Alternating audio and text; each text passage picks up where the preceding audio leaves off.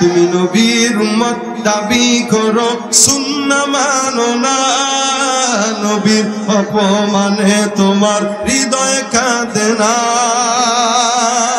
তুমি নবীর উম্মত দাবি করো সুন্নাহ মানো না, নবীর অপমানে তোমার হৃদয় কাঁদে না।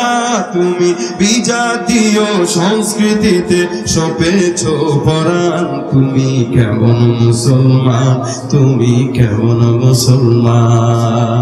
নামাজের সাথে নাই পরিচয়, মানো না কোরআন, নামাজের সাথে নাই পরিচয়, মানো না কোরআন। তুমি কেমন মুসলমান, ঠিক না? নবী বলেন, মান সাল্লা আলাইয়া সালাতান ওয়াহিদান সাল্লাল্লাহু আলাইহি আশারা, কেউ যদি একবার দুরূদ পড়ে আল্লাহ পাক রব্বুল আলামিন ওই বান্দাটার উপরে 10 বার রহমত নাজিল করে দেন।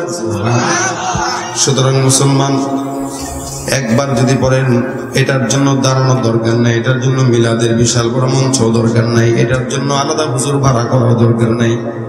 যে নিজের জায়গায় আছেন, ব্যবসা করতেছেন, ব্যবসায়িক ভাই বসে আছেন, রিক্সা চালাইতেছেন, রিক্সা চালক, মা বোনরা রান্না করতেছে রান্নাঘরে, শিক্ষক মাদ্রাসা পরিচালনা করতেছে তার চেম্বারে, ডাক্তার তার চেম্বারে, যে যেখানেই থাকেন, যেভাবেই থাকেন, যখন মন চায় তখন মুখ দিয়া একটু সুন্দর করে বলে দেন সাল্লাল্লাহু আলাইহি ওয়াসাল্লাম, সাল্লাল্লাহু আলাইহি ওয়াসাল্লাম। একবার পাঠ করবেন 10টা গুনাহ মাফ, 10 বার রহমত নাজিল। সুবহানাল্লাহ। ভাইরা আমার খুব বুঝবেন, এই জন্য রাসূল করিম সাল্লাল্লাহু আলাইহি ওয়াসাল্লামের জীবন আদর্শ টোটালটা আমাদের জন্য অনুসরণীয়। জীবনের কিঞ্চিত পরিমাণে কোনো অংশ থেকে নিয়ে যদি কেউ তার জীবনে ফিট করে, ইনশাআল্লাহ সেই বান্দাটাও জান্নাতি। এই জন্য ভাইরা আমার রাসূলের সঙ্গে মহব্বতের তৈরি আছে না নাই, দরকার আছে না নাই? আজকে একদিকে নেতা, একদিকে বউ, একদিকে রাসূল। আমরা অনেক সময় দ্বিধায় পড়ে যাই, নেতাকে মানবো না নবীকে মানবো, বিবিকে মানবো না নবীকে মানবো। দেখা যায় অনেক সময় বিবিকে মহব্বত কইরা দাড়ি ফালায়, আর রাসূলের মহব্বতে দাড়ি রাখতে পারে না। অসংখ্য আছে। এরপরও নিজেকে নিজের উম্মত দাবি করে, নবীর উম্মত দাবি করে। যতই উম্মত দাবি করুক, গায়ের ভিতরে যদি মুহাম্মদুর রাসূলুল্লাহর সুন্নাত প্রকাশ না পায়, আল্লাহর কসম সে দাবি করলেও ঈমানদার হতে পারবে না। তুমি নবীর উম্মত দাবি করো সুন্নাহ মানো না, নবীর অপমানে তোমার হৃদয় কাঁদে না।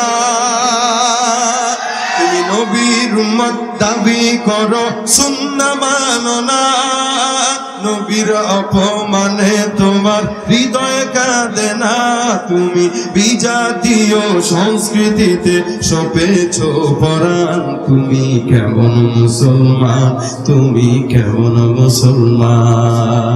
নামাজের সাথে নাই পরিচয়, মানো না কোরআন, নামাজের সাথে নাই পরিচয়, মানো না কোরআন।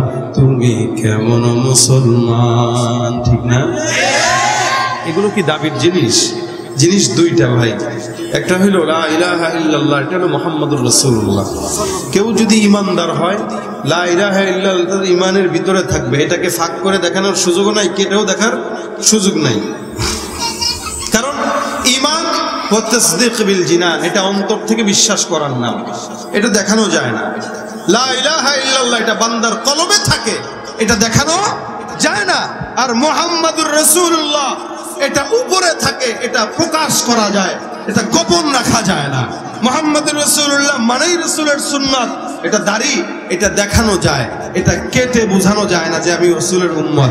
এটা যদি প্রমাণ করতে চান দেখাইতে হবে, সুন্নতি মেসওয়াক দেখাইতে হবে, নামাজের আগের পরের সুন্নত দেখাইতে হবে, মুহাম্মাদের আখলাক এটা দেখানো লাগে, আর আল্লাহর নাম ওটা গোপন করা লাগে। সুতরাং আমরা আল্লাহর নাম যেটা এটাকে দেখাইতে চাই, আর রাসূলের আখলাক যেটা ওটাকে গোপন করতে চাই। এই কারণে আমরা খাঁটি মুমিন হতে পারিনি, আমরা ভণ্ড মুমিন। সুতরাং লা ইলাহা ইল্লাল্লাহ থাকবে দিলে, আর মুহাম্মাদুর রাসূলুল্লাহ থাকবে দিলের বাইরে, শরীরে, অঙ্গে প্রত্যঙ্গে, চুল থেকে পা পর্যন্ত। মুহাম্মদ রাসূলুল্লাহ মানে লোকগুলো ছোট থাকবে, মুহাম্মদ রাসূলুল্লাহ মানে গোফগুলো ছোট থাকবে, মুহাম্মদ রাসূলুল্লাহ মানে দাড়িটা লম্বা থাকবে। কারণ নবী বলেছেন নখ ছোট করো, মোষ ছোট করো, দাড়ি লম্বা রাখো। বর্তমানে কিছু বুদ্ধিজীবী পাওয়া যায়, নখ এত বড় বড় আর মোষ এই বিশাল বড় বড়, দাড়ি একটাও নাই, এর নাম দিয়েছি বুদ্ধিজীবী। রাসূলের সুন্নতের বিরুদ্ধে চলে যদি কাউকে বুদ্ধিজীবী বলা লাগে তাহলে আমাদের আর কিছু বলার নাই।